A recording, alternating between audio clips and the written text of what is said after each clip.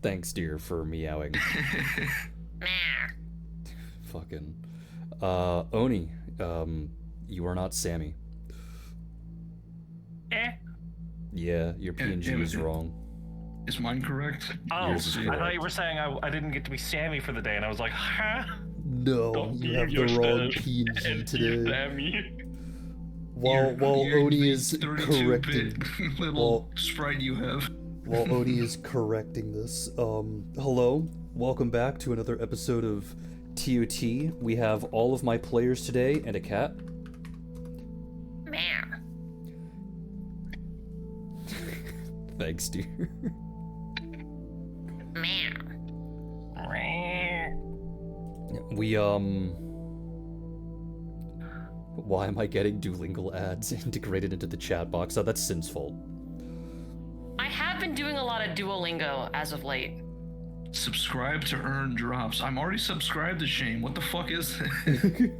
Duolingo drops? I am, right? What? Yeah, I am. What's a apparently. Duolingo drop? Wait. I don't know. Here. Well, you go on, do the intro. It was, it's been 2 weeks since we last met. Last week we took off because, Sin was on vacation, and Sin being on vacation gave me depression. Hooray. Now he finally feels hunger. Now I do finally feel hunger. It's actually very concerning that I just don't feel hungry when my wife isn't around. I know, I am also very concerned. Depression will do that. You guys are adorable.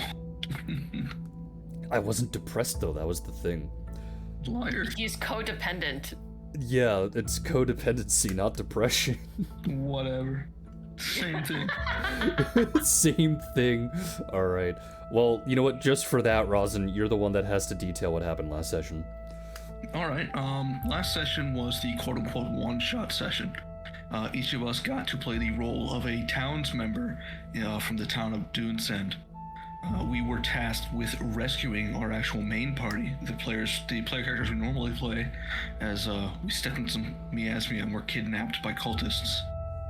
I would say in general, it went pretty well. We were given help from Greyblade and two small children, Vivi and Daisy. We succeeded in rescuing the party. However, I think we lost most townsfolk. I know Pablo died immediately, survived. and then we had two people die inside the actual fortress, right? Gleam I think it was Reich's character and Sammy's character that died while in the castle. No, just My character died as well. The wife lived. Okay, Everyone the else wife lived. Everyone else died, so it was... And Gleam lived. Gleam lived. Did Billy live? I can't remember if Billy lived. Billy died right near the end. I think it was in the final rolls that Billy died. Damn. Yeah, So literally... I think that's where most of the chaos happened, was right there at the escape. I think, did everyone die except for Gleam then? I think the towns, one No, of the towns Gleam, survived. Gleam and the farmer's Right, wife, right, yeah. Yes. Everyone else died, Jesus. But Damn, yeah, it holy was shit, a man. rescue operation. We infiltrated the fortress. I don't think we actually found out much information regarding anything. No, because the moment that you got there, during part of the investigation, Daisy, I think it was Daisy, broke something on purpose, and the castle started to be filled with miasma. So it's not like It was a lever that was pulled, I think. Yeah. Yeah. But unfortunately, not much to recap on that front. But it was a rescue operation. Most of the rescuers died. However, the quarries were all saved, and now we have another quest to follow the Greyblade back to its master. Yeah. Bless you. Oh, sorry. Meow. Shut up. I think that's it. I don't think we actually got much new information last time, did we? It was a fun He Who side session. Yeah, it was a fun He Who one-shot inside of a campaign. Yeah. I don't think anything else was mentioned. Yeah. Yeah, I don't think you learned anything new. It was just, hey, The you town all get mostly got to destroyed. and you all most people get to died. play characters, and Sibby, who's not here today due to personal things, died like immediately. I wanted Pablo to stay, but I have a plan. Fucking dies. I have a plan. Fucking Releases dies. Plague of Peppers. Shaper, I don't know what you're saying, if I'm gonna be honest. The Duolingo thing is, if I do sub things, then I get to do Duolingo Plus or Super Duolingo or whatever the fuck it's called. Oh my god. What a strange promo to integrate directly into the fucking chat box for me to see. You get bird droppings and is have what you an get. ad blocker. You get I bird have an ad droppings. blocker. Fucking, I hate Twitch. I'm sure you guys hate Twitch more as streamers, but I hate Twitch. I mean, the only Was that a alternative good is what? Kick and YouTube. Oh, you don't want to stream on Facebook and have everyone know your real fucking name? Can you My stream face- on LinkedIn? My Facebook doesn't even have my real name on it. Mine doesn't either, but I think you need to verify an actual ID to stream and get money. Oh. So. But Let's stream on LinkedIn. Yeah, let's stream on LinkedIn. I think that covered everything, right? Yeah, I think so. Most of the big stuff was from the session before, so go and watch the VOD and see the last recap. Yeah, go do that. Smile. Later though, sit here. Later Yeah, though, fuck. sit here and watch. Don't Yeah. leave. Frick. All right, is everyone ready for today? Not really, but let's do it anyways. No, sure. Let's Not really, but let's do it anyways. Such confidence.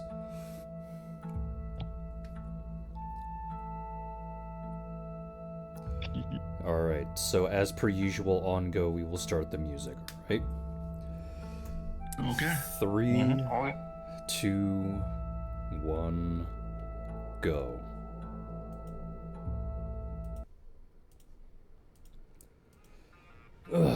Alright, so, thankful to the townsfolk who helped you escape your imprisonment. You all stayed a few days to help ensure that they had the capacity to rebuild themselves. Thankfully, Gleam, despite the fact that she was just a random visitor who happened to be in the right place at the right time, agreed to withdraw her current journey to assist Dunesend in its endeavor of returning to its previous norm. You know, before all this abhorrent cultist activity that ruined their peaceful sanctity. The Grey Blade was, also, thankfully, patient all this time, though I'm sure many of you would find it strange that this person simply stood by the northern gate, more or less unmoving, for the entire 48-ish hours that you spent ensuring Dunesend's survival. When you finally did all present yourselves as ready to leave, the Grey Blade simply turned northwards and began to walk in a perfectly straight line. And I do mean a perfectly straight line.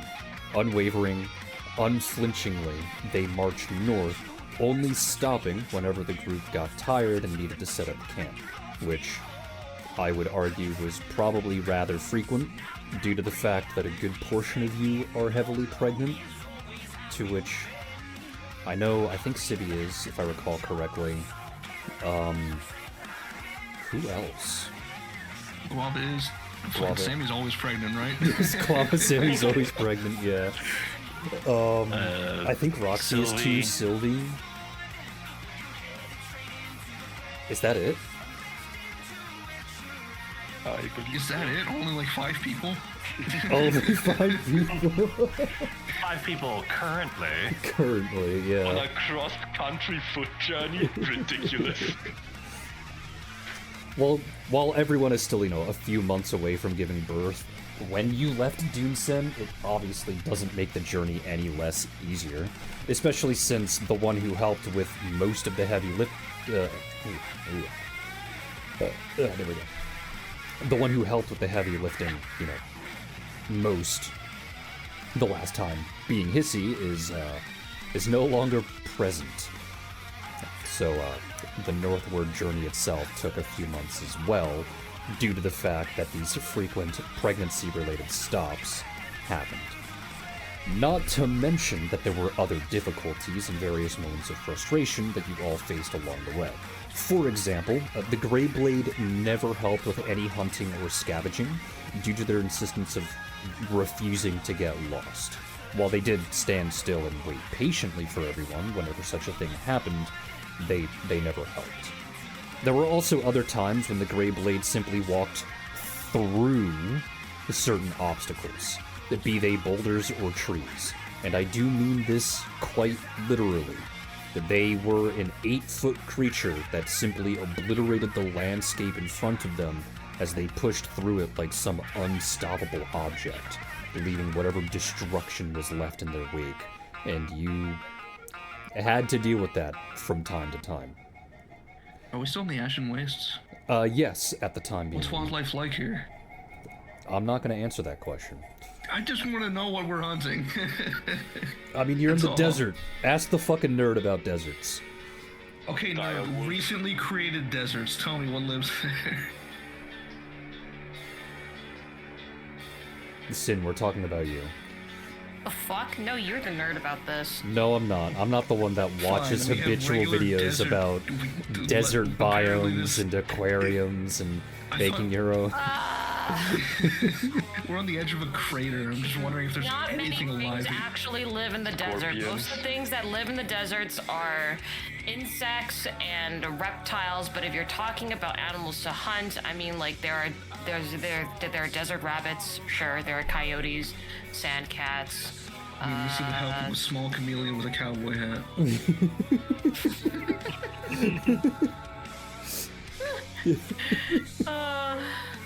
I hated that Snake. fucking You eat joke. snake? Do you want rattlesnake? I was just curious what we were eating. That's all. That's all I want to know, Shane. You just tell me what food we had.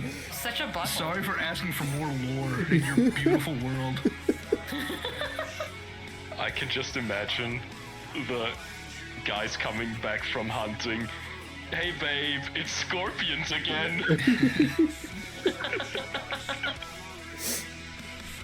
To compound things further, the Grey Blade is also pretty much the opposite of a conversationalist. Anytime anyone would ask them questions or even make small talk, the responses would be incredibly simple, and usually spoken with a tone of deep concentration. Eventually, you finally push through the desert and into the unknown north. And it wasn't long until after the barrier that you cross that it begins to snow. It's soft and gentle with very little variance. And though the path soon becomes so thick with snow, this problem is solved rather easily due to the fact that the Grey Blade is just trampling it beneath their feet. As a matter of fact, if they weren't there, a good portion of you would probably assume that the passage would have been entirely possible to traverse. And when I say the snow is deep, I mean it does bury Locke, and Locke is 4 feet tall.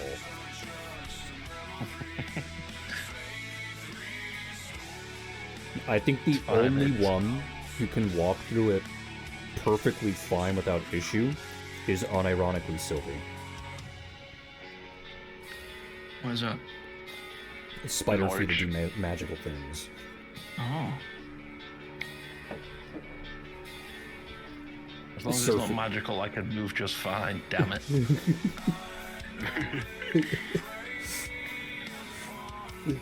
Surface tension, carry husband. I mean, also, yes, I do have spider wife, so Not spider climb, mind you. I mean, I could do that anyway. I just went on to gain spider wife too. It's more of an inherent trait, you know. Eventually, the journey comes to its logical conclusion when you all notice a rather large, snow-covered cabin built beside a small clearing in the woods.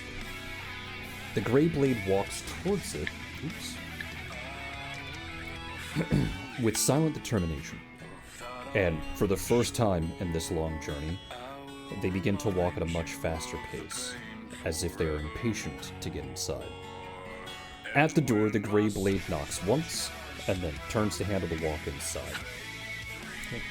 The inside is warm and welcoming, and beside the door were several small tools to help you shake off the snow, as well as a few coat racks and shoe cubbies to store belongings.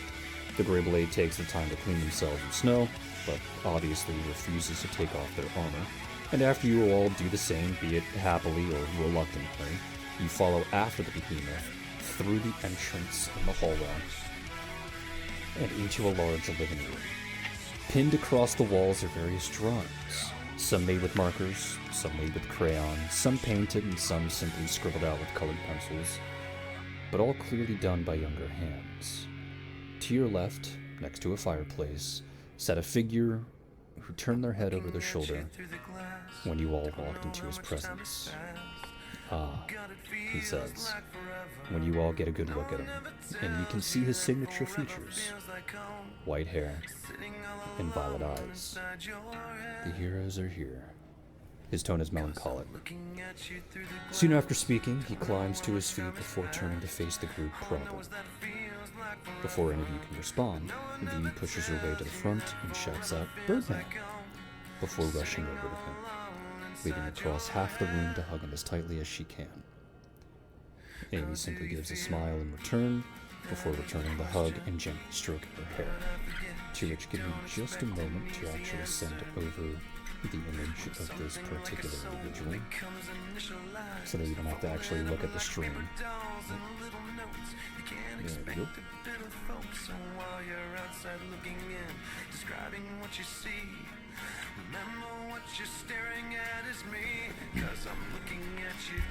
"You're so different, Vivi," he says after a few silent moments, calmly pulling back to get a better look at her. Taller, bigger, stronger.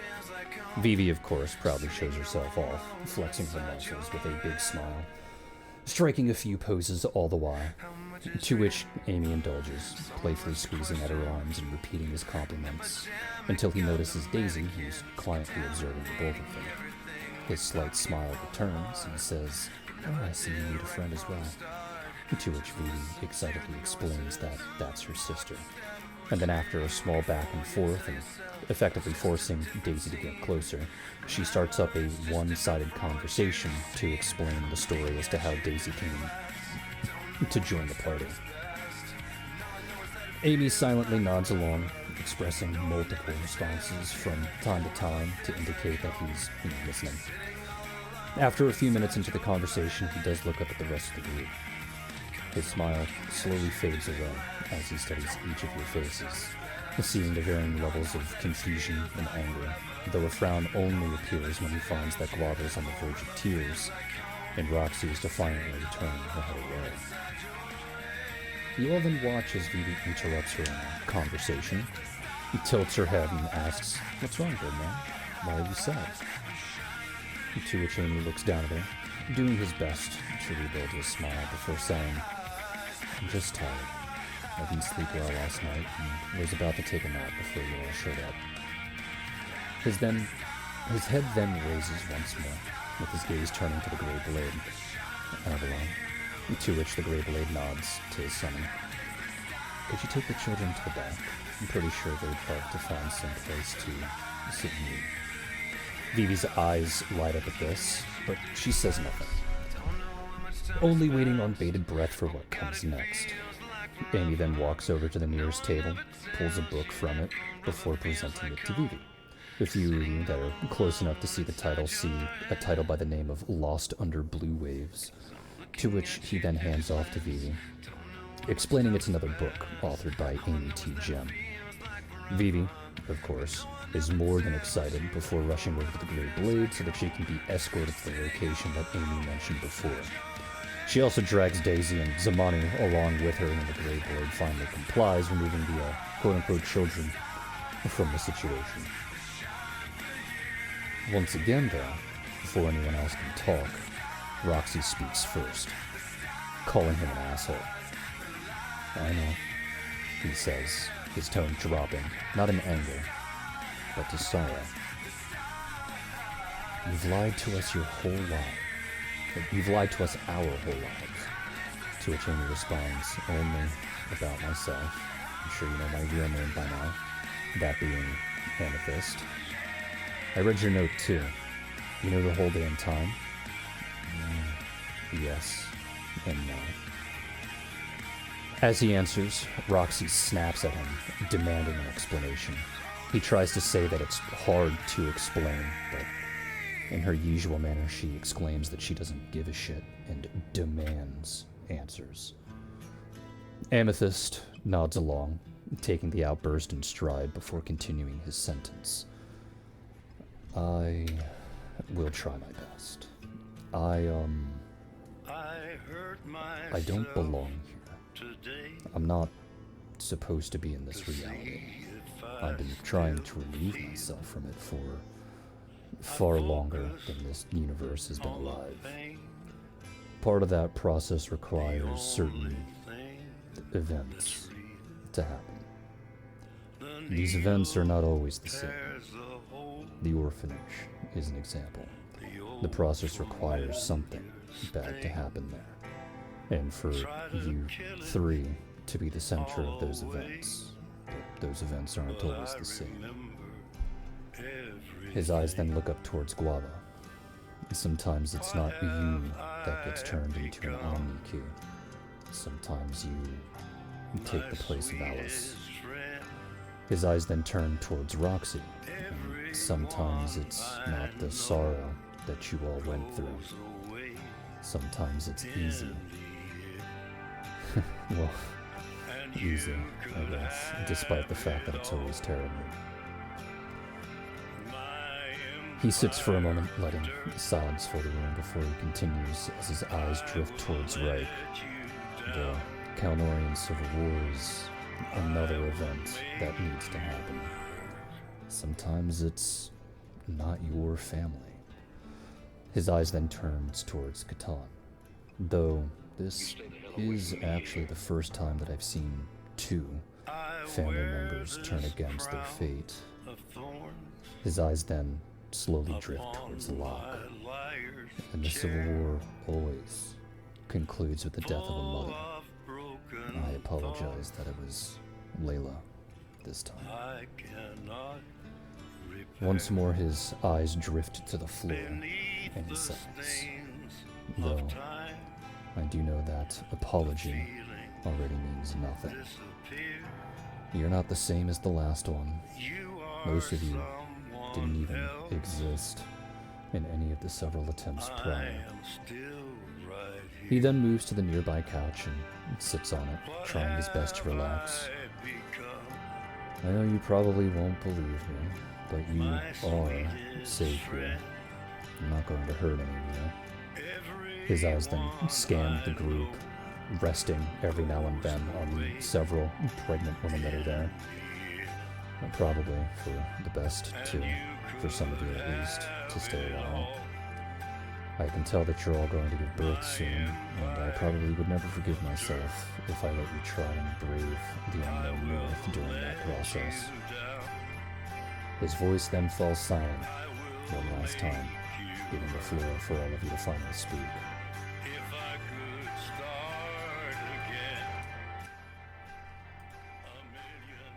Fucking Johnny Cash. Mm-hmm.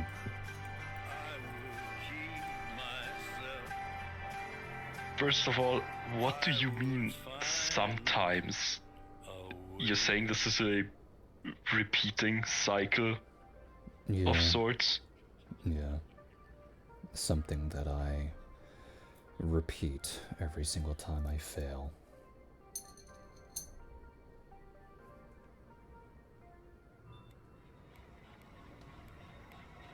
And what is the condition for failure? The reason why I'm doing all of this is so that I can finally kill myself. It's a tad morbid. I don't think you understand the situation that I'm in.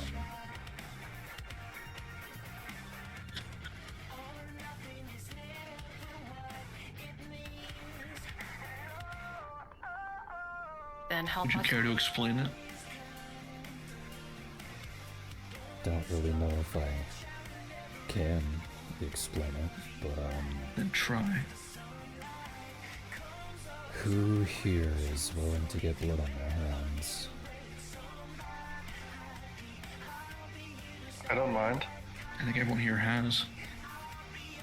A little more but that depends on your cause. I'm not just helping you because I'm feeling like it. There better be a damn good reason for me to. This song is about Especially the after same what you volume let as Shameless. happen. Oh, that's unfortunate. It shouldn't be. I know I'm talking a little softer. Here, let me turn myself up.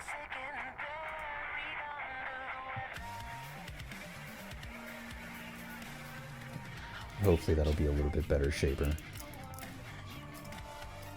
Regardless, Amethyst turns towards Didas and motions for the both of them to walk outside.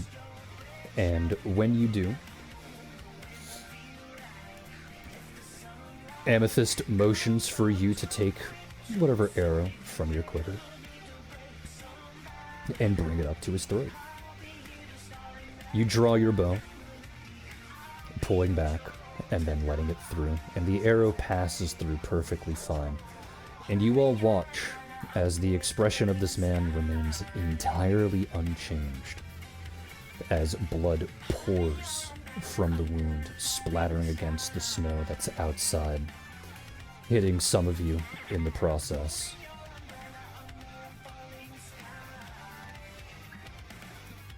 And then you blink and everything's gone.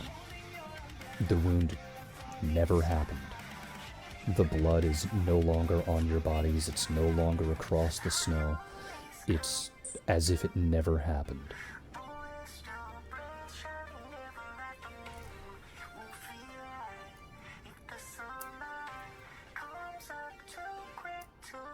What the hell just happened? I know you've been bleeding like a second ago, and now it's all gone. How? It's the best way. I'm not supposed to be here. This is not my reality. I have been rejected by reality and its rules. I can't die, because dying means adhering to one of the rules of reality.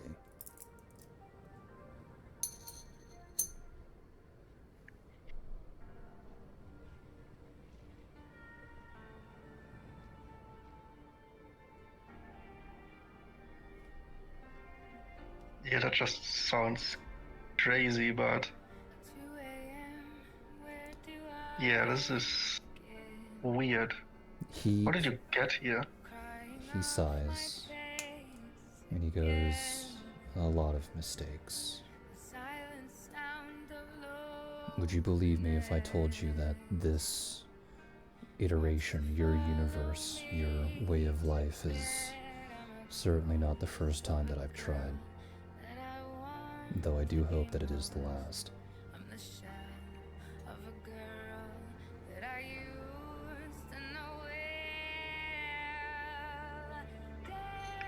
Not the first time you've tried? Mm-hmm. Every single iteration I get a little bit closer. Well, at least I hope I get a little bit closer. But I only ever get one chance.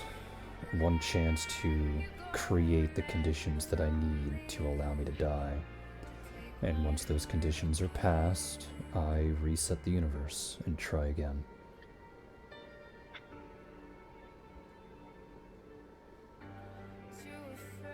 You already make me not want to help you. That's understandable. May I ask a mildly morbid question?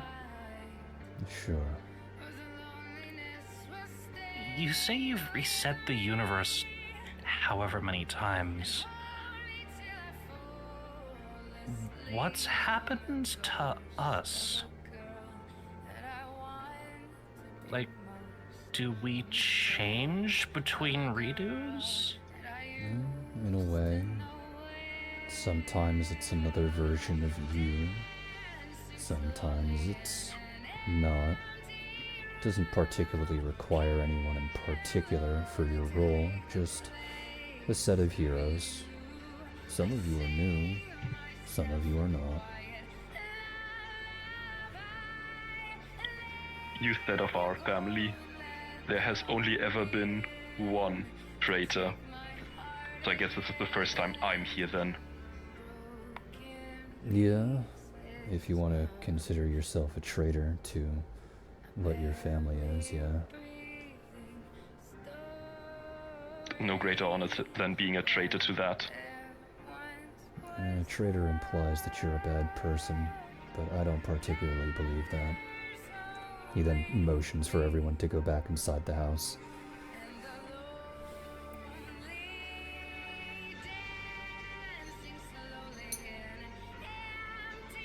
As they're all walking back in, Sam is just gonna turn to Amethyst. So you mentioned the conditions for you to die.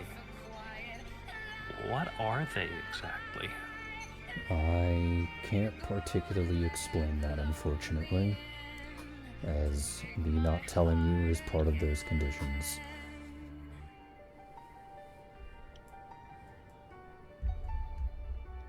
Great. So we just have to play along with your vague plan and hope that everything goes okay so we don't just get erased. Well, part of that vague plan is you guys getting to be heroes. This doesn't mean that I am now your only threat. It just means I'm the culmination of what you're aiming for. You still have to close those gates. The world will end either way if you don't. Oh, by the way, he motions over towards the coat rack and the other cubbies. Arms and armor are not allowed in my house. Why not? It's just a rule that I have. You can keep them by the door. He looks at his claws, and how exactly am I going to take them off? That's a fair point. As long as you don't try and, use them on anyone else in the house, I guess that will be permissible. Is there someone else here other than us? Other than you, the children, and Avalon, no. Avalon knows So the there's rule the as guy- well, but she's unique. She'll take it off in a little while. So there's the unkillable man and all my friends. Who exactly would I turn my weapon on? Are you sure you want to Given do our such a thing in experience this- with, in this given our particular experience place? with, given our experience with hypnotism, you could end up turning your weapon on any number of us. It's not Cool, thanks for hypnotism. reminding me. You're welcome. He just shakes his head. It's an act of kindness, if you want to consider it something like that. Like I said, I'm not going to hurt you. Just shrugs, takes off potion belt.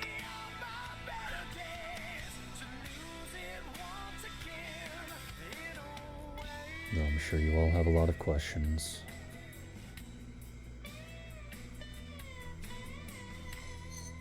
Well, you answered like half of them already.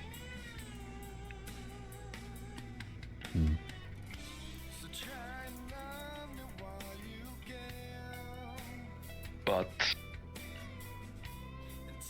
if nobody else wants to start, something more mundane. So, Amy, T-Gem, Amy, Thirst, Amethyst, these are all the same people, right? You are the author who wrote those children's books. Yeah, I am. Well, in a way. Is everything ever not complicated with you? Well, I wouldn't really consider them children's books. My version is more of a biography.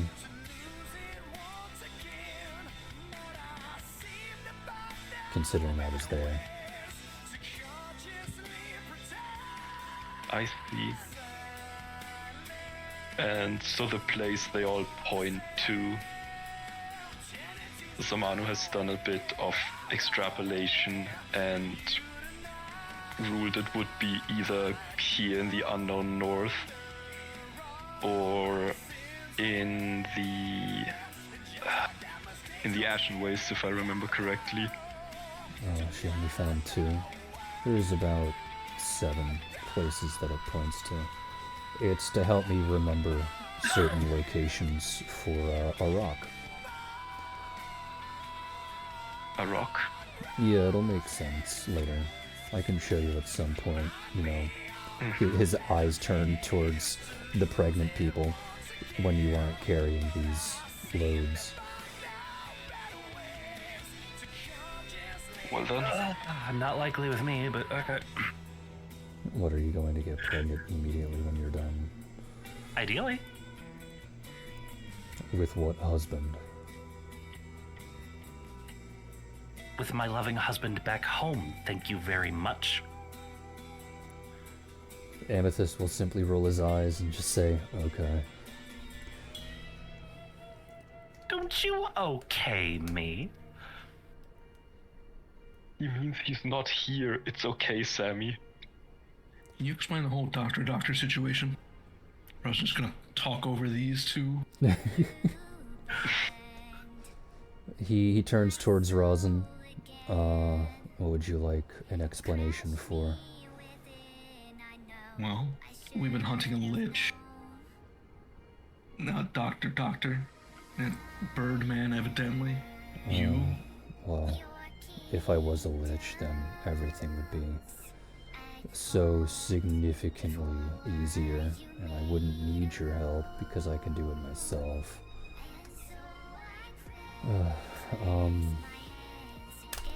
What's the best way to describe this? One of the key components for what I need done is for the world to be put at stake. Not through me, mind you. It just needs to be some kind of destabilizing calamity. And due to the fact that the person who was supposed to start that didn't start that, I had to do that myself.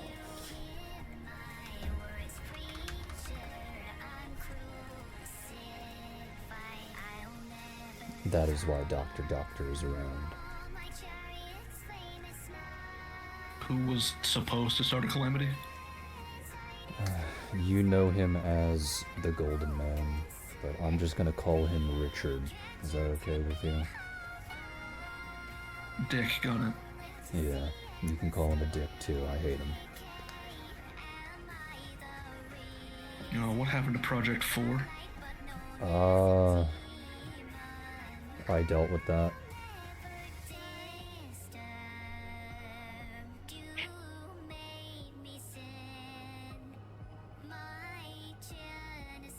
What destabilizing calamity were you planning? How it's normally supposed to go is that I'm supposed to pick up an apprentice.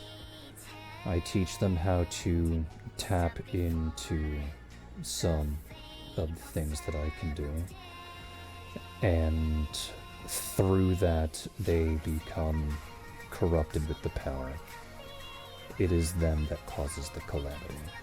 Sometimes it's just some power-hungry maniac that attempts to take over the world, but that's not always the case. I've had some apprentices who were genuinely nice people, but with the power that I gave them, just went off the deep end. One of them was trying to revive a dead lover and was going to the literal ends of the earth to try and do so. Another one was well, not necessarily a priest of Ioni, but if I say something that is similar, you'll get the idea. Where they saw a lot of pain, suffering, and evil in the world and wanted to try and do something to fix it. But regardless of what happens, they begin the calamity. This one didn't, because he had different tastes, is the best way to describe it. I'm sure you remember the orphanage. Aye. So yeah, things are supposed to happen at the orphanage. It's never anything great. It's just some major tragedy, usually related to the calamity itself. And he just took things a step too far into a field that I vehemently disagree with.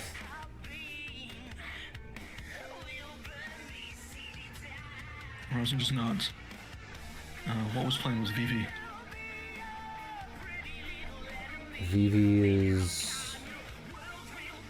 Vivi's honestly just because I felt bad. Why? When the Oracle called out her plan to end the Civil War, a major effort was done to try and evacuate as many people as possible from any potential affected area. The village that Vivi grew up in was one of the villages that either never got evacuated by the government or refused to do so.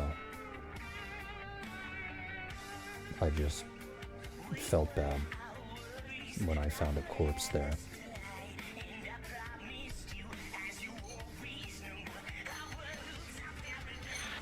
Granted, that was several iterations ago. I guess now I do it just because it makes me feel a little bit better. She has nothing to do with anything else. The reason why she's a key is because this particular calamity requires them.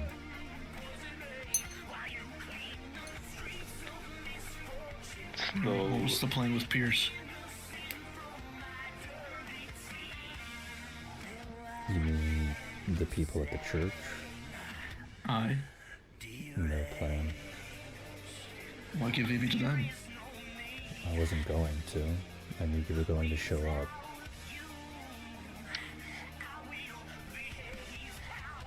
Why entertain it then? Why did you tell them you did? What was the point? There was no plan, I just explained it to you.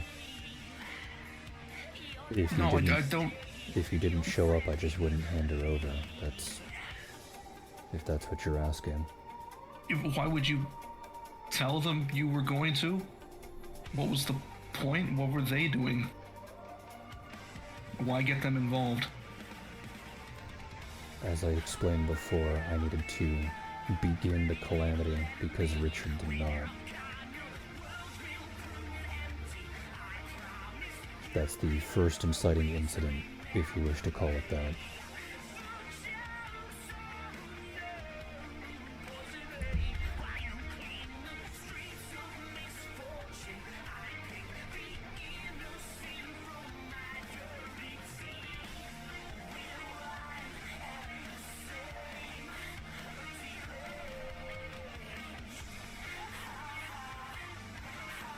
Is that a sufficient answer for you? No, it's more confusing, but Reich had a question, right? I got so hung up on this answer, I forgot. Great. Okay, well, what did you discuss with the Oracle and Ardwell? We just talked. She knew I was coming for her. She's actually quite intelligent. I thought I would be able to dance around her clairvoyancy because a lot of oracles fail to check what they can't see. And she was one of the rare ones that decided to invert her power, I guess is the best way to describe it. So we just talked.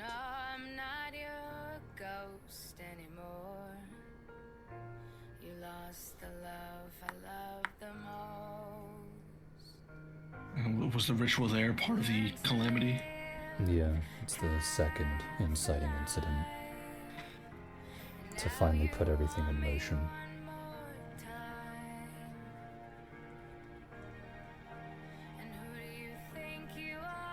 What is, you called her Avalon? Mm-hmm.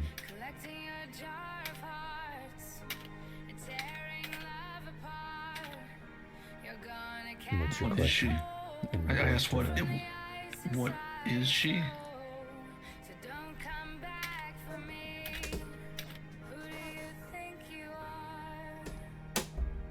A creation of sorts. It's hard to explain that in particular, but She was made by the Golden Man.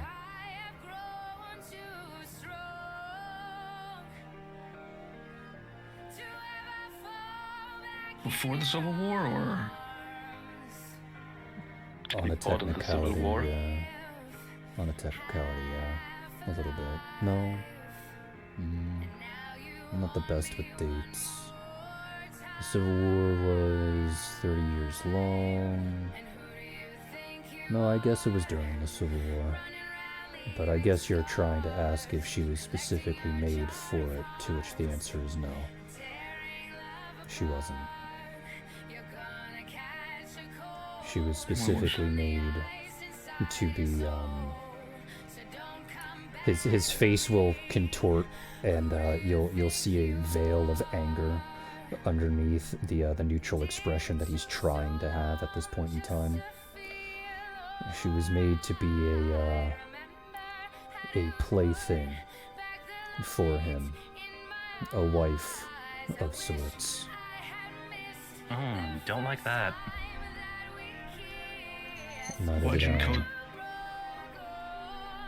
Why'd you Can you code the revive him message? so we can kill him again? Will you let him speak, please? Why'd you encode the message regarding the Graveblade? Because she is a friend. Why encode it? Why not just say it? I don't think a lot of people would be particularly happy knowing that the Graveblade is still alive and just running around.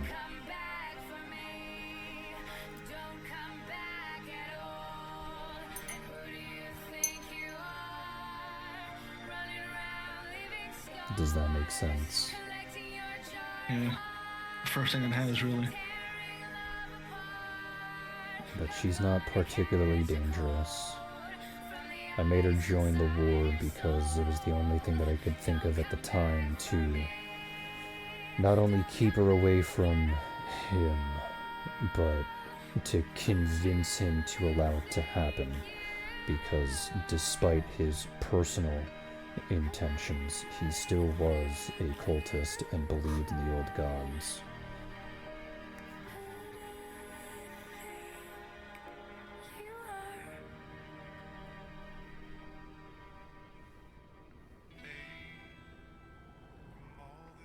And then his head will turn towards Reich, and he goes, "And you said something about killing him."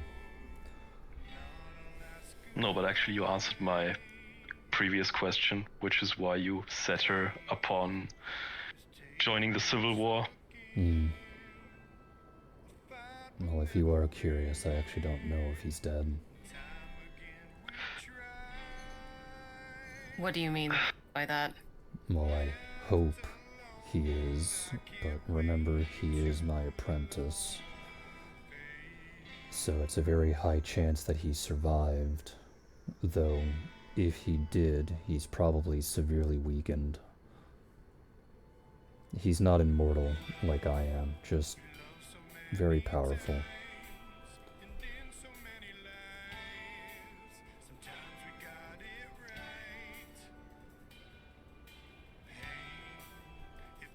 Any way to find him? Make sure he's dead? Because I really don't like the thought of this guy running around. Understandable, but I can't particularly help with that endeavor, because I do not know where he is. However, he'll turn and point over at Leiku. You actually do know someone who probably knows where he is. Leiku won't say anything, but she will raise a brow. Zerna most likely knows where he is. I think that's her name. The small Is going creature. to blink. What? Leiku's going to blink and go, why would Zerna know? It's kind of an inadvertent thing. Zerna is the one that's watching after that cute little slime creature, right? Blue, yeah. Yes, Blue. And Leiku will smile a little. Thinking about Blue. Blue is Avalon's sister, in a way. She was made Link for... was gonna frown. She was made for the exact same reason, but due to her extremely acidic nature, he kicked her out. The plan was to put her in the desert and have her dry out so that he could scoop up the remains, but Zerna interfered and just happened to be in the right place at the right time. So she probably knows where his house is. I see. Good to see them both again. Is she still a crybaby, by the way? Blue? She was last time I saw her. That's good to know. She hasn't changed much.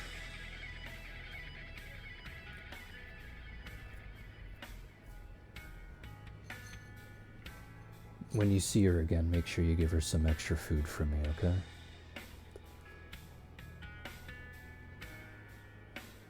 Aye, I suppose. His head will then turn towards Locke, and he'll go, "You've been quiet for some time."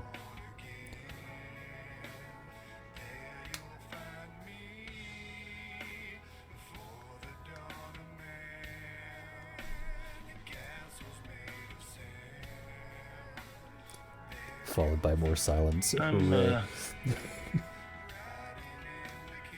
just taking it all in. I mean, it sounds like the only people who really mean anything here would be, and this sort of look between Catan and Reich primarily, and sort of just say the rest of us are just kind of here by association. But I mean, if I've understood it, what you said right, we're either gonna do what you want us to do, or you just reset the universe anyway. Yeah. And you have no feelings on the matter, do you? I mean, does it matter? I could get angry about it, but I mean, theoretically, a universal reset would just mean that I was never here to get angry about it in the first place. Interesting way to think of it. It's not like we could kill you to stop you resetting everything, so... True. Very true. Oh. Wow, that's actually a really morbid thought. His head will then turn to something that's more or less around the corner. You walk over, reach over, his hand disappearing behind the wall, and he'll pull out an object, to which when he turns back to the group, he'll kneel down to Locke's height and hold it out, to which Locke, in Amethyst's hand, is the item that you have been searching for a very long time.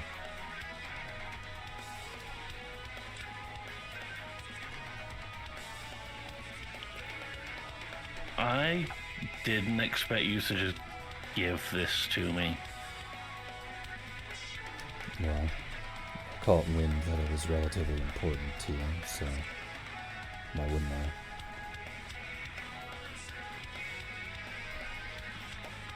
I don't know. You've kept hold of it all these years. I mean, I assume you're the one that took it from the orphanage when they all went back. Yeah, as a memento, yeah. But even then, me giving it to you isn't probably a good thing. It's inert.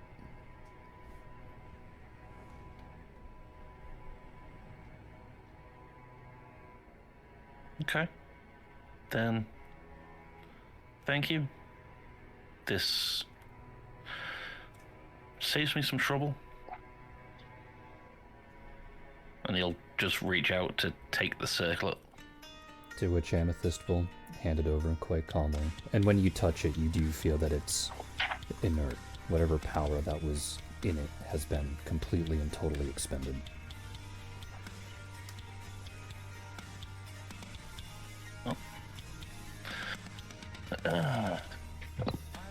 Delivering the item is all I had to do, so... Innate or not.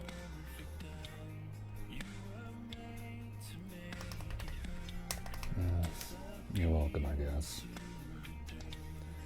He'll then slowly stand up and start to make his way back into the living room, though turning to the right to go into the nearby kitchen area. And he'll ask, is anyone hungry? I can make you some food. I can eat.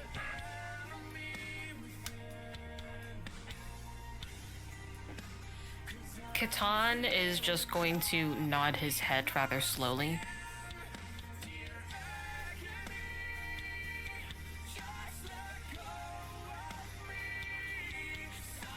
I don't think Roland's gonna respond. He's gonna. Yeah, Rexal's just gonna ignore this, actually. He's not ignoring it, he's just lost in thought. To which he'll just quietly, silently,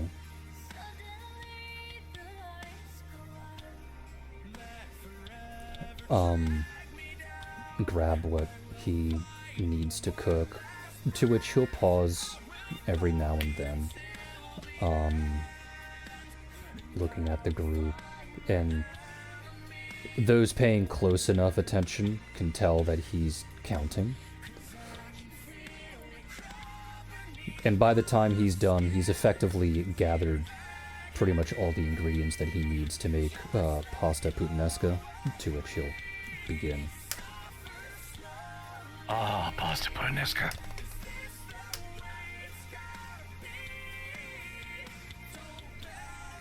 How's Guava holding up? She's probably taking it a little bit better than Roxy, simply due to the fact that she took the information a whole lot better.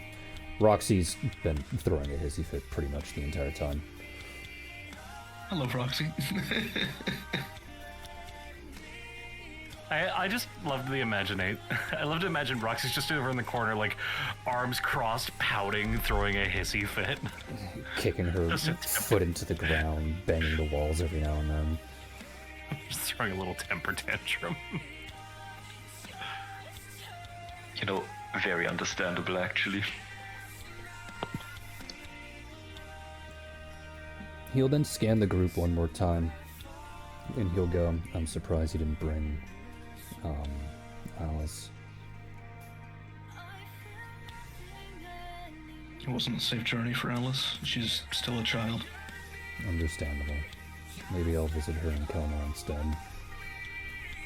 You know, one last little thing before I have to go be the villain again.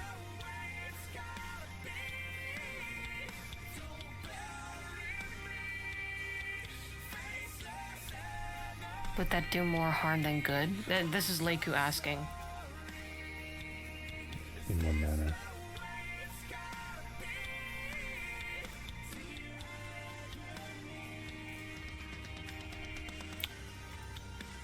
As I recall from my time at the orphanage, I know that Alice is very fond of you and your fruits.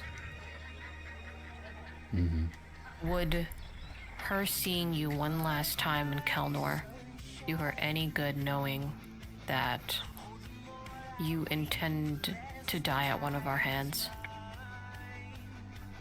I don't think I would have the heart to be able to tell her that. She'll have to know when she's older. I know.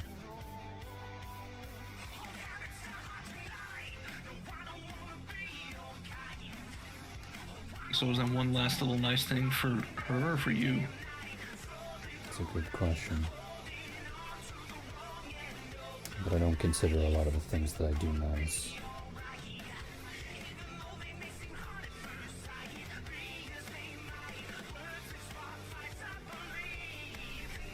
Just sit on it, okay? I ask this of you, considering now I am Alice's mother. So obviously I have her best interest at heart. Then I guess that would be your decision, wouldn't it? On whether or not I could visit.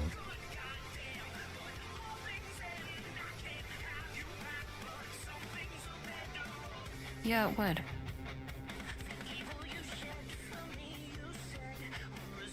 It's something I'm going to have to mull over and probably discuss with you at a later time. I'm okay with that. As well as being okay with whatever decision you make. All right.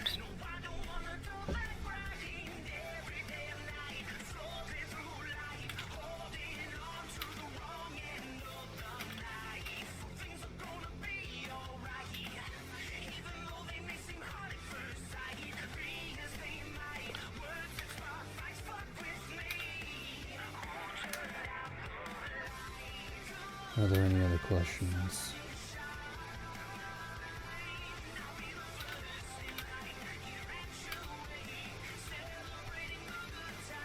Maybe a request. If I can do it. I don't intend to fail, but just in case, next time, keep a bit closer watch on your experiments, wouldn't you? Most of them aren't real anyway.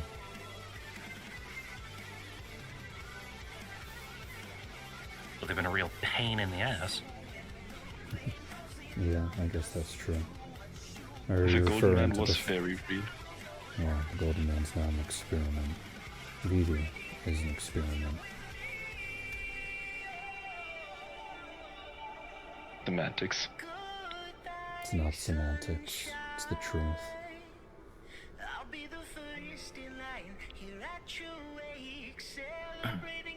I don't know, you keep changing the variables to try and get a better outcome. I'd say that's all an experiment.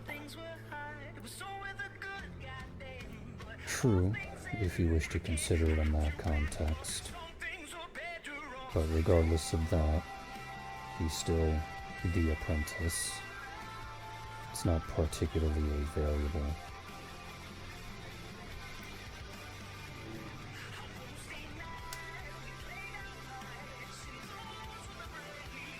You just had an apprentice that didn't start the calamity. That means something changed, which makes him a variable. If you wish to argue those types of semantics, sure. To which, when he answers this, there's a small smile on his face, and he's chuckling lightly under his breath. You're trying to argue semantics with two alchemical minds. That's not a winning argument. Two alchemical minds arguing with the person that created their universe. How amusing. Semantics. How amusing.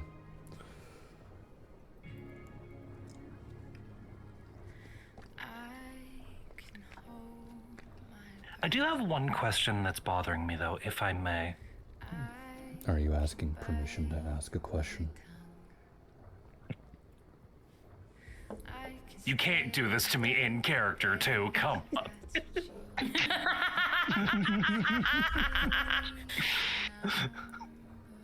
Smile.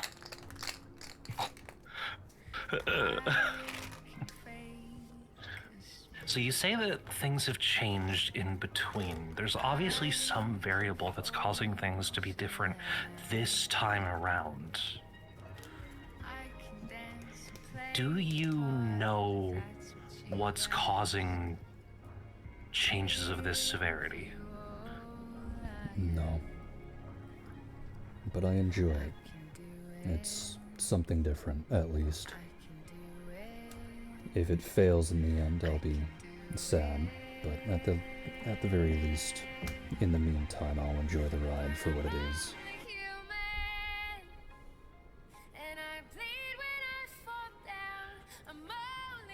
Well, that's all well and good for you, but we still don't know if that means anything detrimental for us.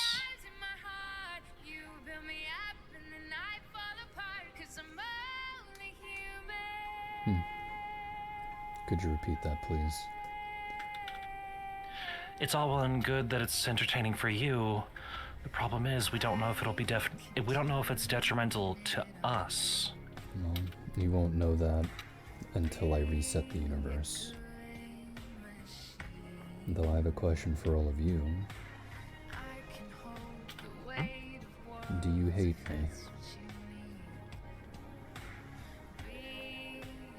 Not particularly, no. I can't speak for the rest of the group.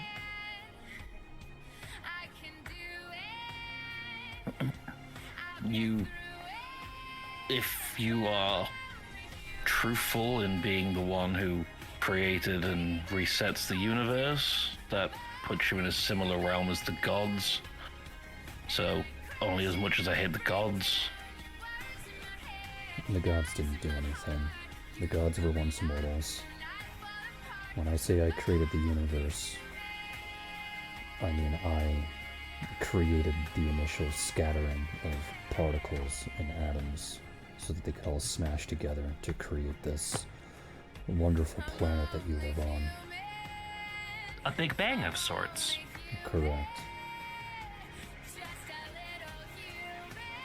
If you're referring to the reshaping of humanity as you know it, I have nothing to do with that. A lot of my involvement is more macro and micro than things of that nature. But the gods are only called gods because they're hard to kill, not impossible. But you claim that with the right situations, you're not impossible to kill. And that's what I'm trying to create, so that I am not impossible to kill.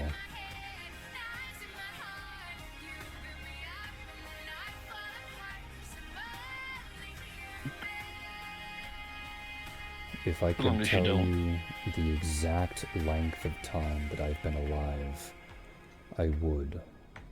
But there is no longer a word in this common lexicon that exists to describe how long I've been alive.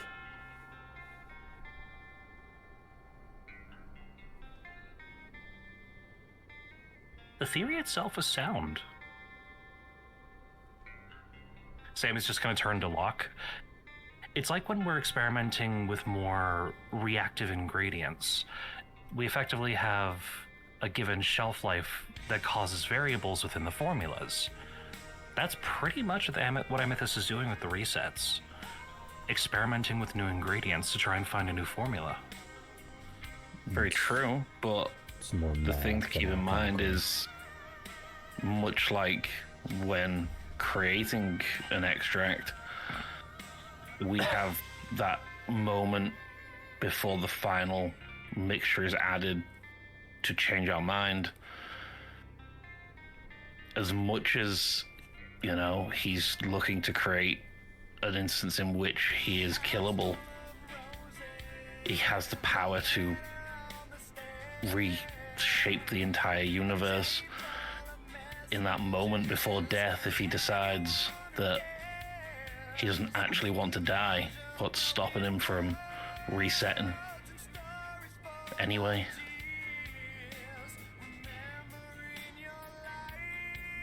It's a valid question. One that I can't give assurance for.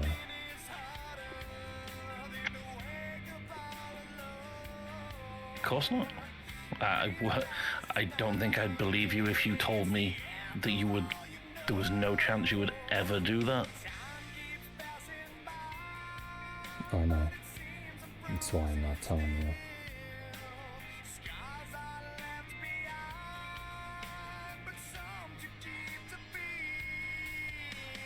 But in this moment, I believe for now you intend us no harm.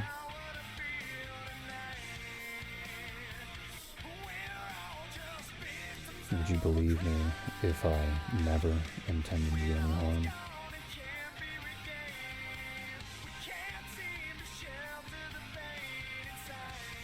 I mean, me personally, yes. Or you are, in effect, an arbiter of complete chaos. So, intended nobody any harm? No. Things would be so Given the much whole Dr. easier Doctor. if I was, but I wasn't Given the referring whole- to everyone. I was referring to you, plural, this particular group. Given the Dr. Doctor incident, I would find that a little hard to believe, but not entirely impossible. He chuckles a bit. Terrible comparison, but you know. When a child acts out, it's commonplace to spank them, to correct them. You don't intend them harm, maybe a little bit of pain, but not actual harm. Granted, Sammy just... terrible comparison. You're obviously not children, and I'm not trying to do any corrective behavior on you. But it is true that I never meant any actual harm to any of you.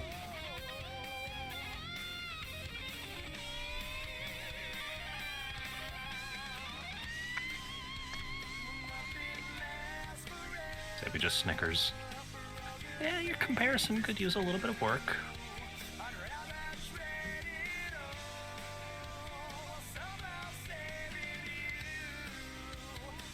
But the idea behind it itself is sound.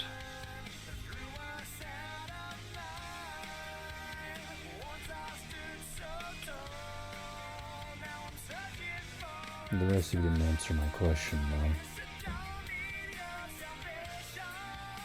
Out of character, I stepped out for like 5 minutes. May you repeat the question? He asked if everyone here hated him, to which I think Sammy was the only one that answered no. I was kind of waiting. I didn't want to interrupt anybody. Russian shrugs, I don't know. There's a lot of new information, I just have to take your word for it, so... It's hard to say if I do or don't.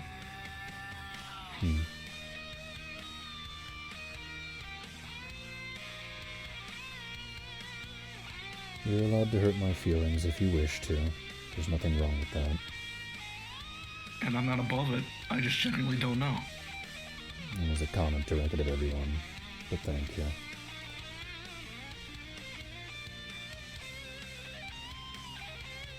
Leiku looks away and she says, I'm not sure. But Catan, having been silent for quite some time, he thinks about this question rather thoroughly and personally, and he just sighs and looks away and says, no, I can't. Not when you've brought Vivi here. She's a cute kid, isn't she? She is. The first person that has encouraged me to be better than what I was. I can't hate you if you brought her here into my life. I don't know what kind of destructive path I could have gone on if not for her. I wouldn't know.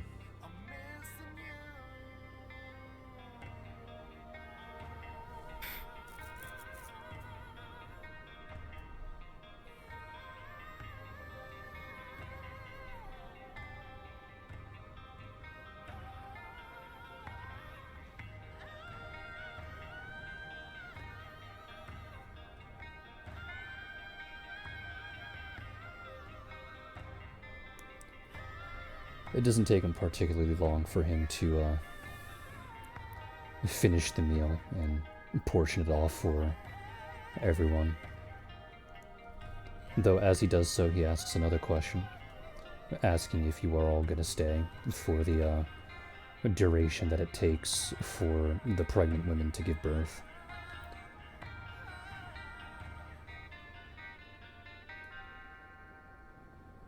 We probably should. I don't have any hard weather gear.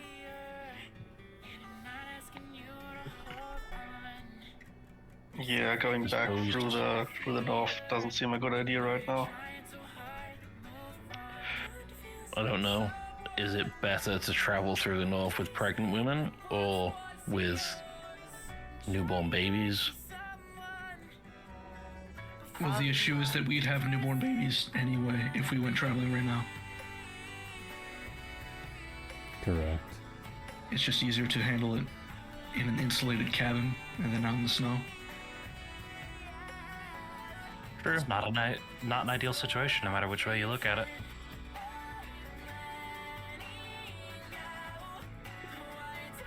Reich will look over at Roxy and he'll just say to her, "It's up to you. If you want to leave, I can understand. Might not be a good idea, but I'll do whatever you do." She's still very clearly upset, but despite the fact that she is upset, she almost snaps at you when she responds, saying, "Why the fuck would she want to do that?"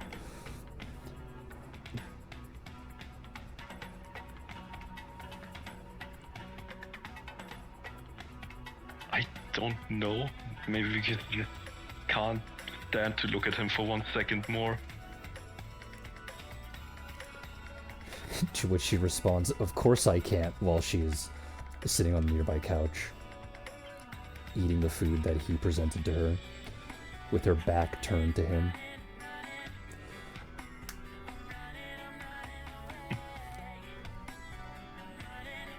Well then, there's my answer.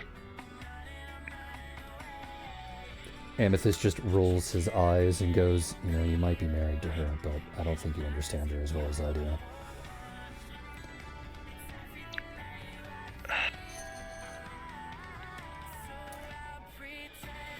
You're trying to piss me off. Only a little.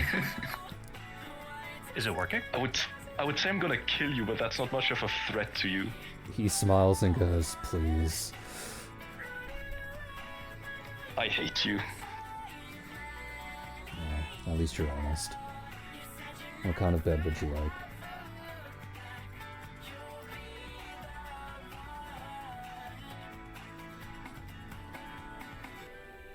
One that can fit her and a dragon. Okay, that doesn't really answer my question, other than the fact that you want one that's big, because you are a greedy little bastard. Call it what you want. Saying it in jest. I have about 25 rooms here. That's why I'm asking.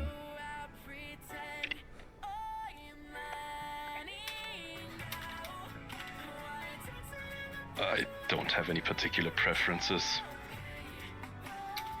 And Roxy then starts barking out random orders about how she wants it to be big and how she wants it to be soft and that it needs to be the color blue. To which, without missing a beat, Amethyst announces that in order to get there, you walk towards the entrance, take a right down the first hallway that you see, and go down to the 10th room on the left.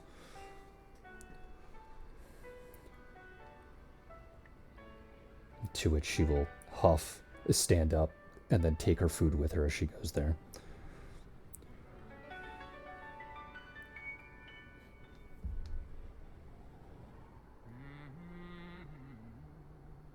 Hey, like, genuine out of character question here. Mm-hmm. Because this just popped into my head. If we have these kids, then what? Guess you'll have to find out. Ominous. Smile. Also, why ask that out of character? You can just ask that in character. It's gonna be the exact same response. It would be the exact same response. Well, because in character, Sammy is just too bummed about the fact that her husband isn't gonna be here for the birth of their next kid. He's gonna miss one of like 40 of them. Oh no. Hey, 5. Sorry, 50. Hate all of you.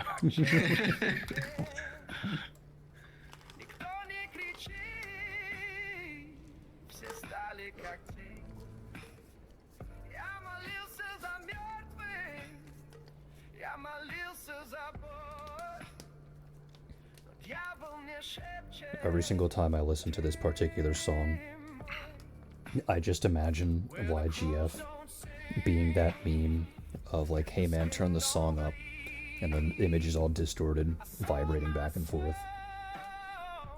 I may turn that shit up. To. What?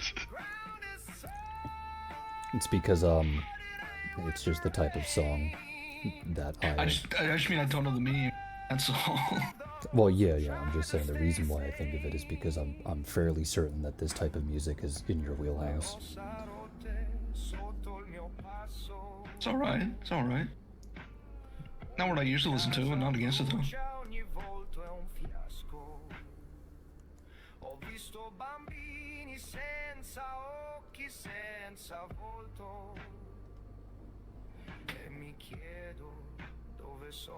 So what are you all going to do once your kids are born?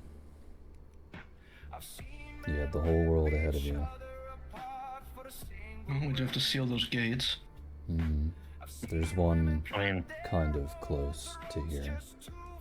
It's a pretty hard march, but Those two relatively have the close. dragon shrines. And there's one of those close to here too.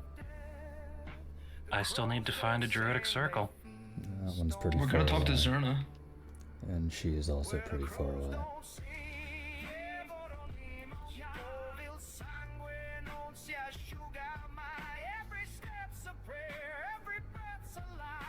I mean, I suppose one of the first things we need to do is make the journey back to Kelnor. I have that covered, or at least most of it. Okay. I do have errands in Ardwall after that.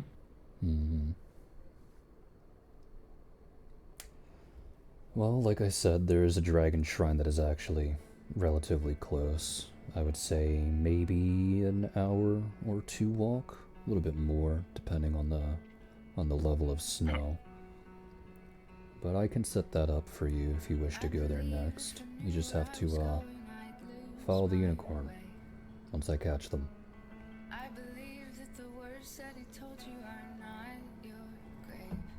Everything you say sounds so vague. But I'm not being vague. It is about I an hour know, and a that's the half worst walk. part.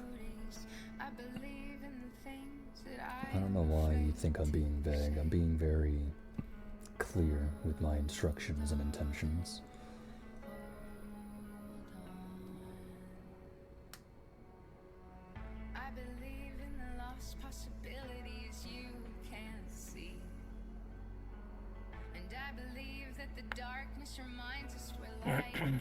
Well, if it's only about an hour away, we'd be fools not to do it before we leave the area.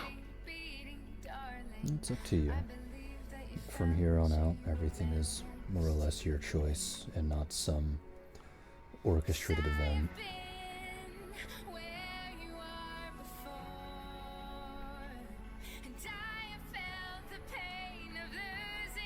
What's the process for sealing one of these gateways?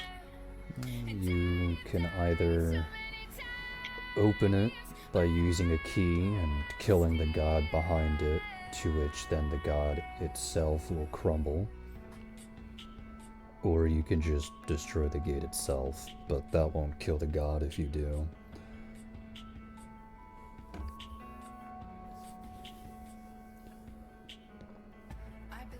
Is that safe for the key? Depends on their mindset. It is painful.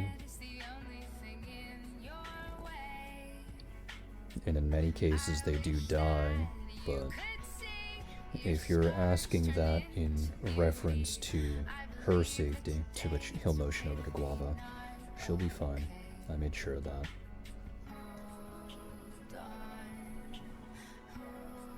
Is there any merit to leaving the gods alive? Calamity itself just requires them to be defeated. And whatever you personally feel that means is up to you.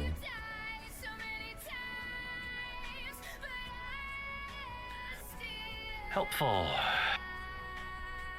You said the guava is an Omni key, so she effectively can be used to unlock any of the gates. Correct. If you choose not to use any of the current keys. This is not the end of me. This is the beginning. This is not the end of me. And she'll live, but that doesn't necessarily mean she won't feel the pain of having the key used. I know. I'm not saying that it's painless, just that she'll survive. This is the beginning. This is not the end of me. This is the beginning. This is not the end of me. So, my I'm brother not and I against could killing any technically... gods. One at a time, please. You go ahead. I'm not against killing any of the gods, but I'm also not a key, so it's not my decision whether we use any of them. Well, it is your decision. They just also have a say. His head will then turn to Reich. Your question? So, my brother and I could technically also open one. Yeah. And it would be more or less the same. It would hurt, but you would survive. Do you know which one is near here? He thinks for some time. That one's the big beetle.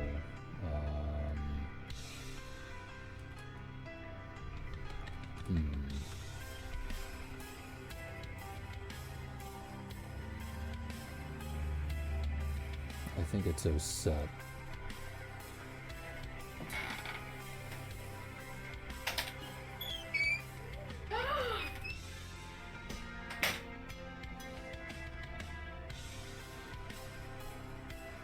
Babe, why didn't you tell me you let Missile out?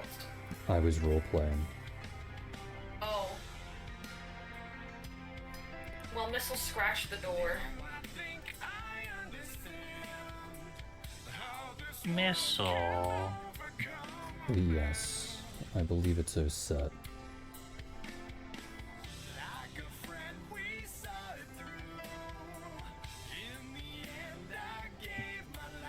Do you know how far away the portal is from this place? My guess would be about a month. Like I said, it's a pretty far hike.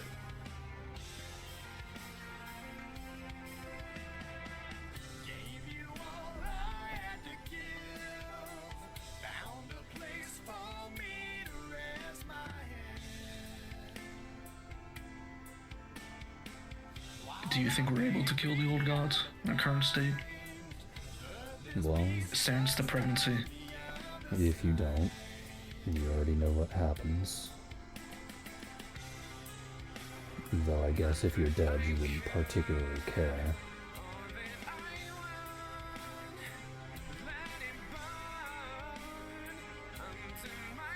I mean, do you think we're strong enough? My answer remains the same.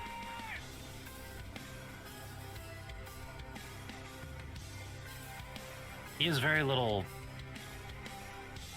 He doesn't exactly have a horse in this race. We either get the job done or we don't. I just mean, if we should do something else first. There's still things we can learn. True. But you only have about 2 years before the window passes anyway. What? Yes.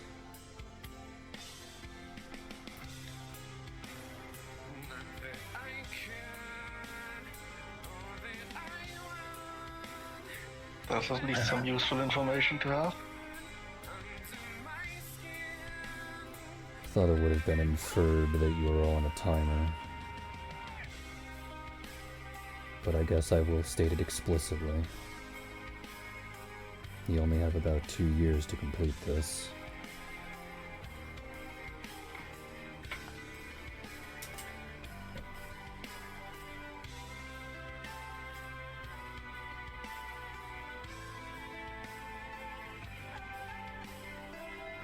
So hopefully we have 2 years, and how many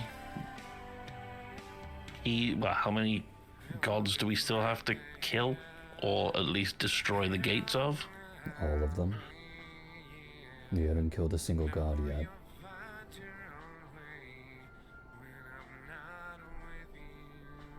Huh. Now I could have sworn we took out at least one of them. You interrupted 2 rituals before they finished, and neither were at a proper gate. What you fought was a manifestation of their power, not them directly. I think Nasa even told us that we kind of just temporarily set something back. We didn't actually kill them. Smart woman.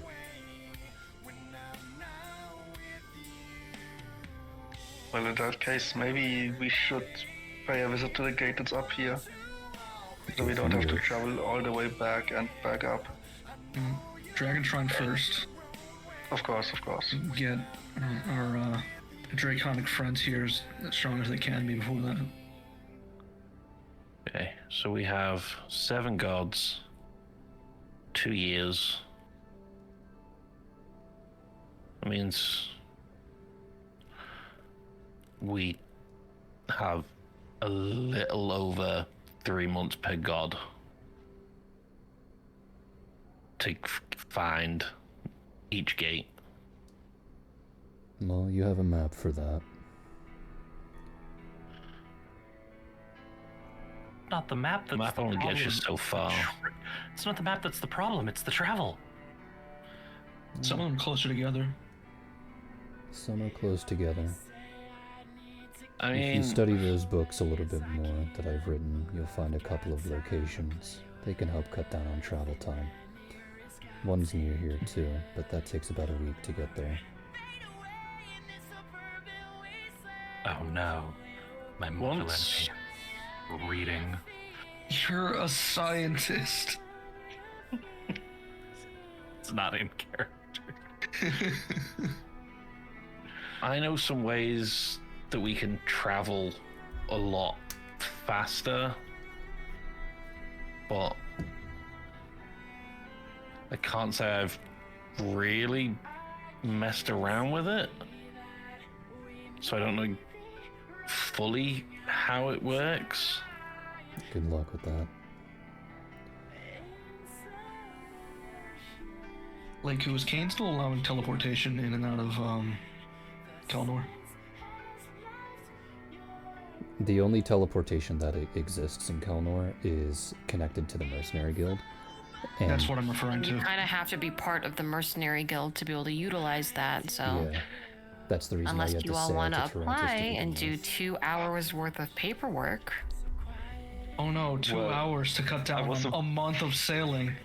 Oh god. Yeah, we you're gonna should have really to be consider part of that. the mercenary guild. And we could contract set of some- responsibilities that come with it. Are you sure? I think that kind of thing's a little worth it here, isn't it? I mean, if we could contract some form of travel, Yeah, maybe we can convince them.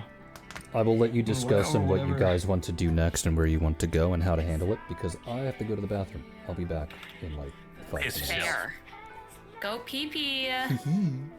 Well, two, Good luck. 2 hours in joining the mercenary guild and responsibilities. Oh, you know, I wanted to save the world, but this paperwork, damn, man. I was going to save the world until the bureaucracy happened. No, I think the issue with the responsibilities part is if we don't do them, they kick us out and they could waste a fuck ton of time. Whatever. Not to mention the down payment. Okay. But again, maybe we can just convince them that it's important. Well, I'm just saying that that's potentially an option on the table. Also, whatever he mentioned in the books. Well, what books is he referring to? Do we own the books he has, or he wrote? or do we just go to? I don't think any of us own them, but we do know where they were. We do know where they're located in the library. I mean, he has some on his bookshelf. He passed one to Vivi. Yeah, I mean, Vivi should have read all of them or most of them. Okay, so he's talking about something there that helps get around faster. So I guess we'll read through those two. Yeah, so has Samanu. She's actually already working on it. We're gonna be here for a while. She just thought she was done. I don't know if this is going to make her very happy or very annoyed. Yes. If I tell her she's not done. But we should do the Dragon Temple here. Hopefully we're strong enough to fight the old gods. Out of character, we have more levels we can get. But I think we do that, and then I guess we'd look at the list of things we have and try to map whatever the fastest route is, depending upon, again, whatever this transportation is in these books that was being referred to. Yeah. I mean, we still need to make new instruments for you guys, right? That should probably be very high on the list. That was the errands that Raz was referring to in Ardwall. Amethyst said we had a way to get back to Kelnor quickly, and depending upon teleporter rules or not, and from there we could sail to Ardwall. I mean, do we need someone to set up the teleporter for us, or can we just, break in and use them? I kind of don't want to piss off the entire mercenary guilds and break the very strict laws regarding teleporters that are in place in all three nations. Ask Shame, because strictly speaking, Locke has used it to go back to Tarantus during the original downtime after the Civil War. So I don't know. Just explain what it is. Stop being vague. God damn it, I hate this thing. Let me explain this mechanic that might work without saying what is it. Tell us, Locke. Say it with your chest. The one I mean literally that one I was on about the Adventurers Guild teleportation. Shame said that I went back to Tarantus during that initial downtime, so he's obviously used it, but I don't know if that was just like when things were less restricted. But the thing that I have is outright Shadow Walk. You can move up to up to 50 miles an hour through the Shadow Plane, which would obviously cut out a lot of time. That's fast on foot. That's slower than sailing, though. True. Oh, I thought you had something special. No, unfortunately not. Though, does Leiku not have the ability, at least if she learns the spell, to cast an actual teleport spell? Rosin will be getting one soon that could take him just back to Dragonport along with some people. But it only goes one way, and only to Dragonport. I was just thinking because sorcerers and wizards use the same spell list, don't they? So yeah, it's a matter of slots. I mean, I am a slot caster, but I also need to do spells known, and I've kind of already filled up all my slots for that. yeah, If this world had airships, this would be so much easier. Airships are slow. We have regular ships, which are plenty fast. Yeah, but airships are unimpeded when they travel. You just go in a straight line. Yeah, what we need in this universe is until we Hindenburg into something, but yeah. Airships are cool, but I don't like airships. I think they're silly and steampunky and not. fuck you, airships are cool. Airships for the 1920s campaign. That's when we get the airships. But yeah, I think maybe with Nasa chosen of Ione and all that, convincing the mercenary guild that we get to use their teleporters may be a viable option. Well, alright, so while we're sitting here waiting, we can look through Amethyst's books to see what he was hinting at there. And you just down how I ask him what he meant. Well, I am and then back, so welcome back. And then the Dragon Shrine, and then the gate, and then Kelnor, I guess, was what he mentioned after. And then from there, Ardwall. Yeah, Ardwall definitely has to be up high on the list. Yeah. Since we are, I mean, it would be better if we could have done Ardwall before facing the first gate, but what was Amethyst talking about with ways to get around in his books or whatever? well, you have to figure that out through his books. Okay, and then we do have to read the books. Okay. So yeah, we'll do that while we're waiting for our wives to have children. it's time to turbo nerd this shit. I still say airships would have been cool. Shane, back me up on this. Airships are silly, steampunky, goofy things, right? They I'm not are. alone in this opinion. Yeah. They are very silly, but they are also cool. No, I don't think they're cool. I think military zeppelins are kind of cool, but that's about it. I mean, that's what I think of when I think of them, so... Helium. No, we're going hydrogen. Hydrogen. We're done. We're taking everyone with us.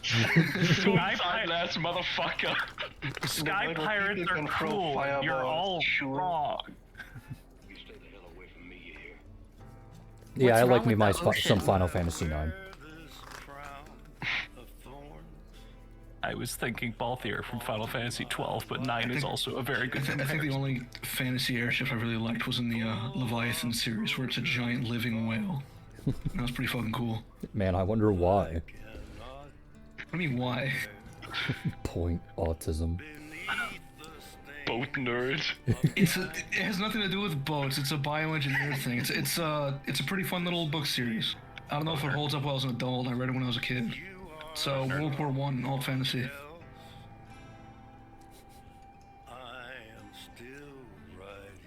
Alright, well, I am back. We shall continue the previous conversation. What is the group's choice?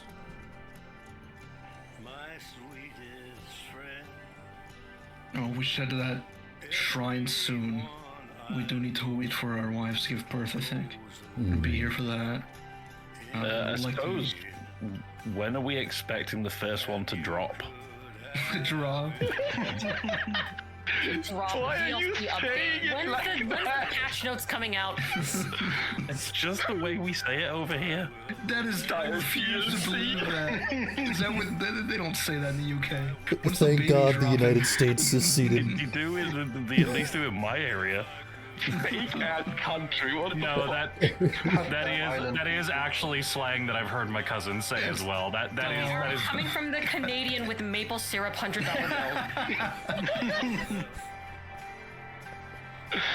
bill. When is the first Say this baby also growing up in arriving, Canada Shane? half my life.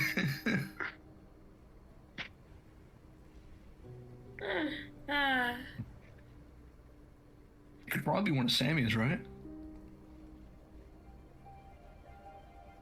I'd imagine. Yeah, I think it would be Sammy.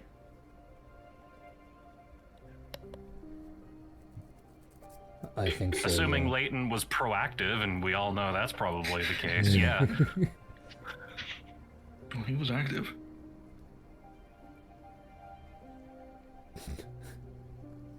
Okay. Okay. Okay. What? What? Tisk tisk. Anyway.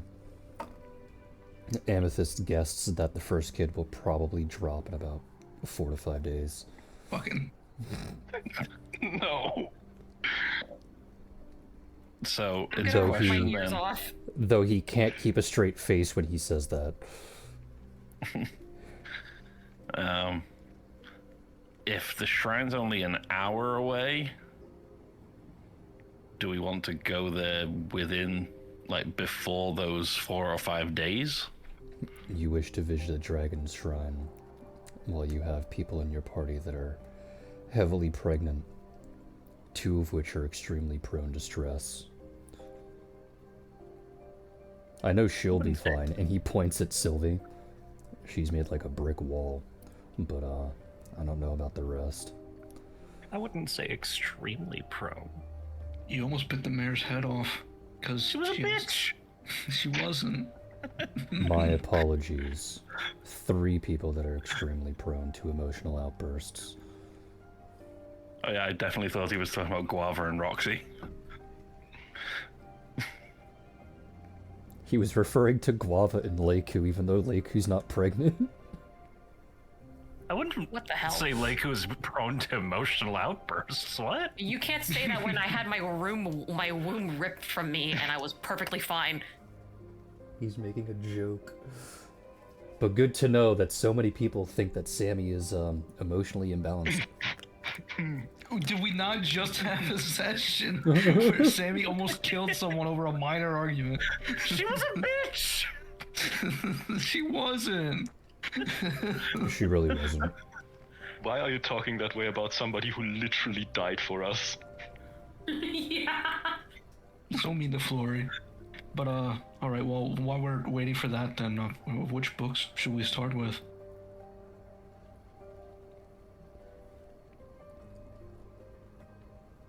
I suppose I could just read everything he's written. But that's so Book much writing man, reading. book author. Do you have any recommendations for books we should start with to help us get around more? He shrugs and he goes, well, I think your child, motioning over to Catan, probably knows enough.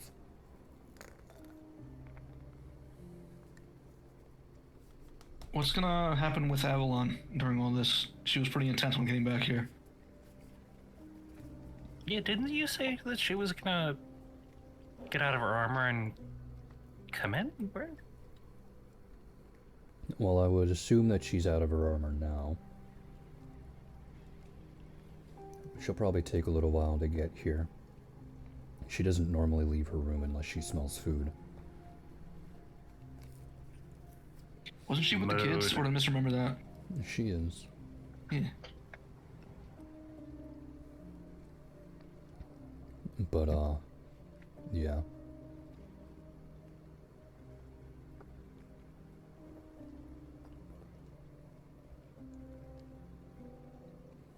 To reiterate, your kid probably knows enough. At least enough to point out a couple of things. Alright then. It will be at this moment that you all hear a single set of footsteps walking down the hall.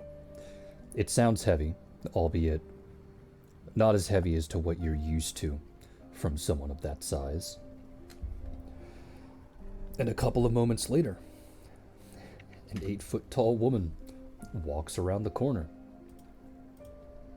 looks at all of you for a very brief moment, picks up the bowl of food that Amethyst left out, as well as the utensil, and then walks away.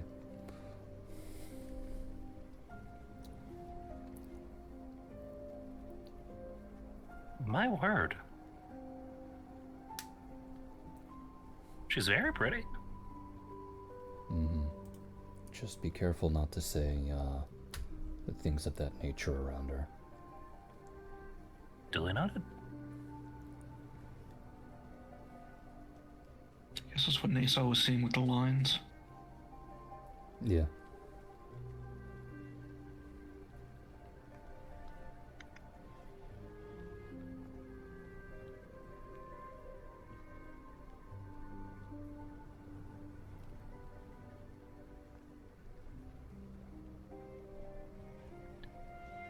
Well then, Sam just gonna groan and waddle her ass to her feet.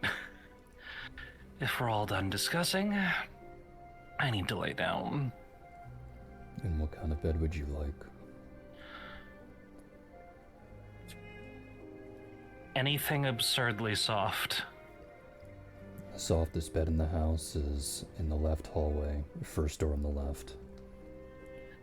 Thank you. Sammy waddles off.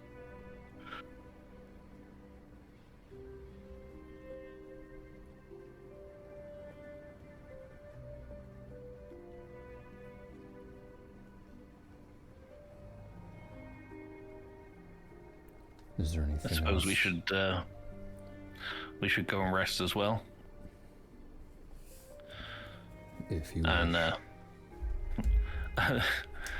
I'll just look at Sylvie and say, it just looks at Sylvie and says, you can make any request you want. I can sleep literally anywhere.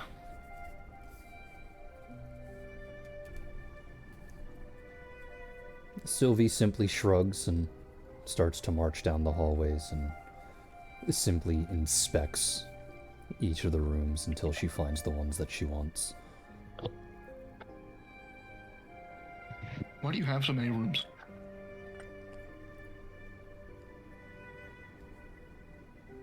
Like I said, it's not the first time the heroes have been here. I just started to add a couple of rooms from time to time to meet certain needs.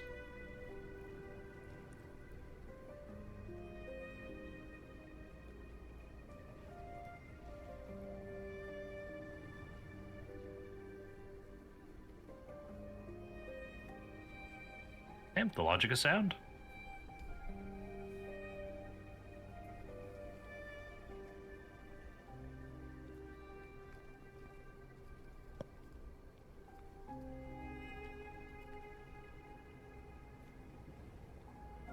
So before you said something about you having traveled to Kelnor covered, if I remember this correctly. I can go wherever I please. The laws of realities are not bound. Why do you think I poof out of existence when you kill me?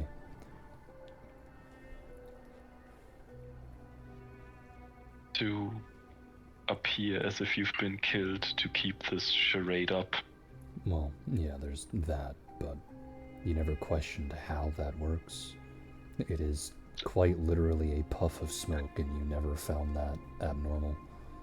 We thought you were a lich. With a puff of smoke? How many liches do you think we've killed? It's just amusing to me, that's all. Yes, puff of smoke. This magician must clearly be undead. We just killed a dozen cultists that all disappeared into dust. That is not absurd to think that you would disappear into a puff of smoke. That is one step to the side of that. To which Amethyst just laughs. Yeah, okay, if you say so. I've also never been present for one of your quote-unquote deaths, so didn't really have time to wonder about that. They stuck a The first one wasn't a puff of smoke. You turned into ash after burning to death.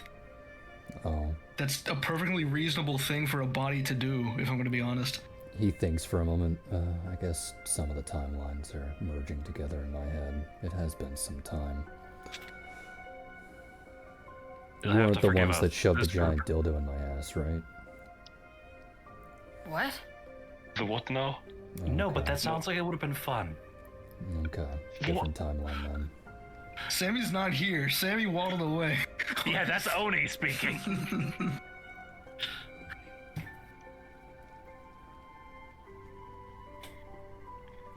Okay. Yeah, remember, this group has the collective brain power to fill half a Kool-Aid bottle. Only because someone constantly drinks it. Slowly turns towards Sammy. Look, yummy Kool-Aid.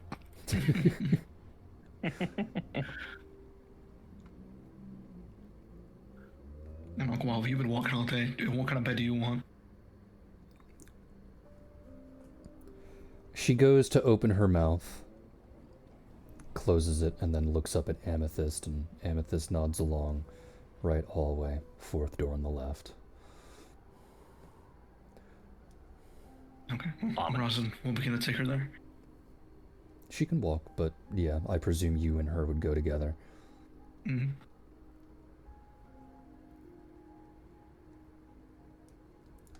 Any other questions before you spend a weekend trapped in the villain's house?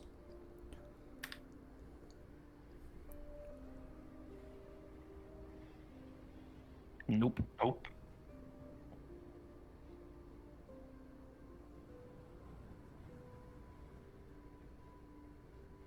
I think I'm all out.